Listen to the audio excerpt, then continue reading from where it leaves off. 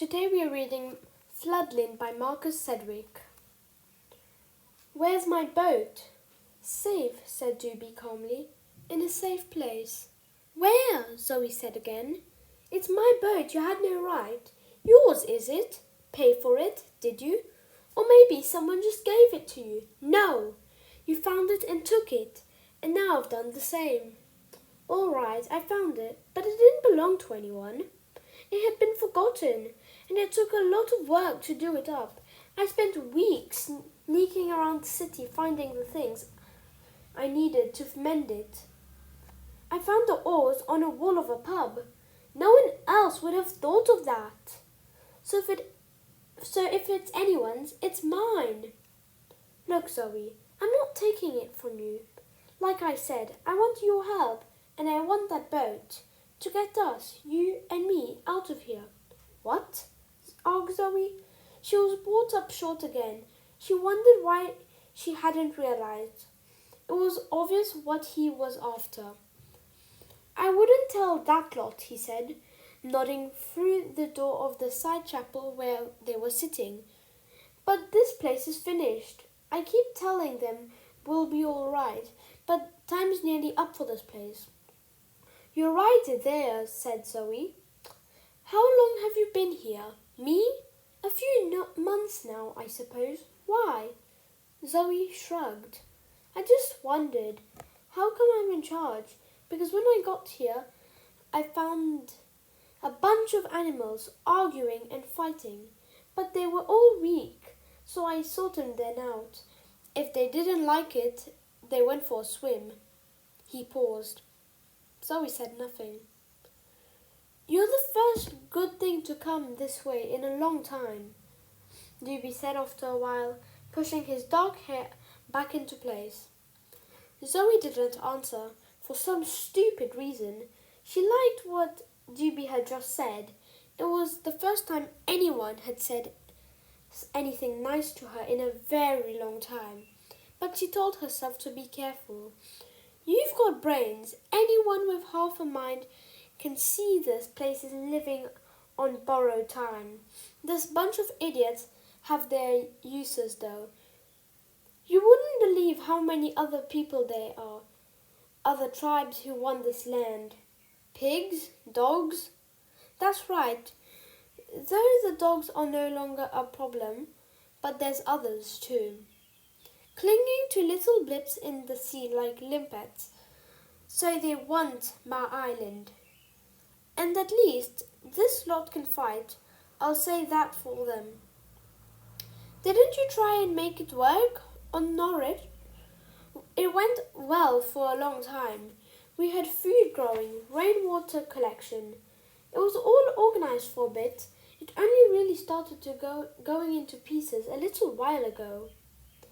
There's nothing here, Zoe. This place, it's no place to live. It's like being on a boat. A big boat, I suppose. But there's nowhere to go but the sea.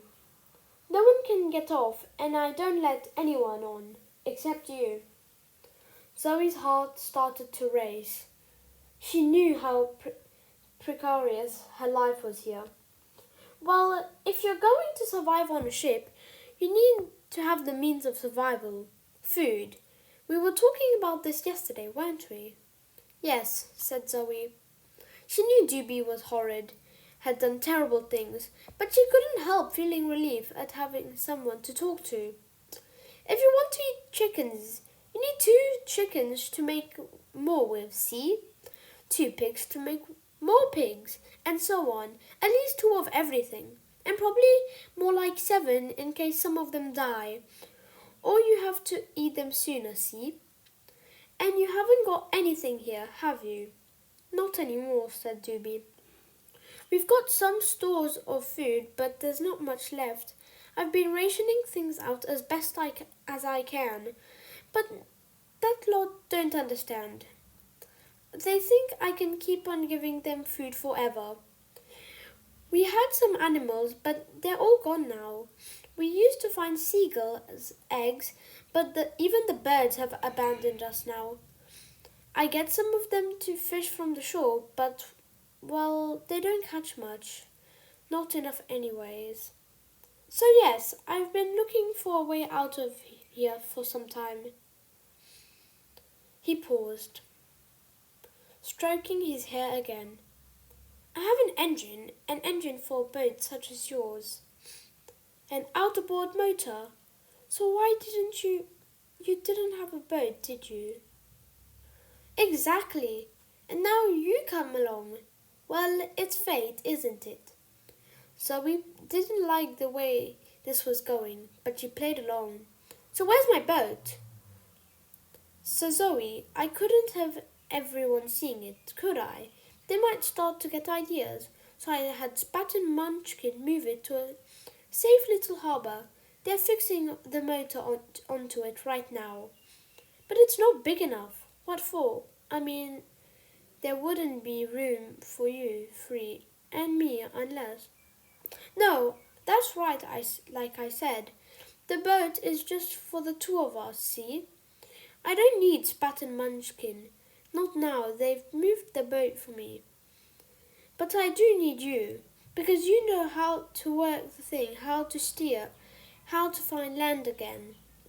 And now I need you, because you won't tell me where it is. I knew you were smart, said Doobie, grinning unpleasantly.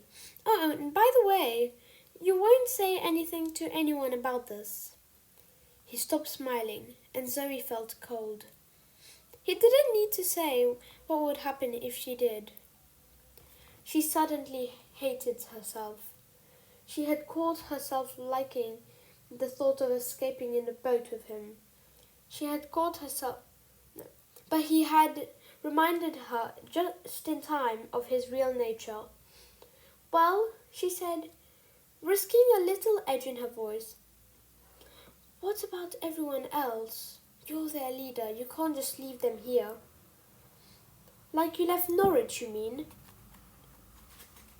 That was different. Was it?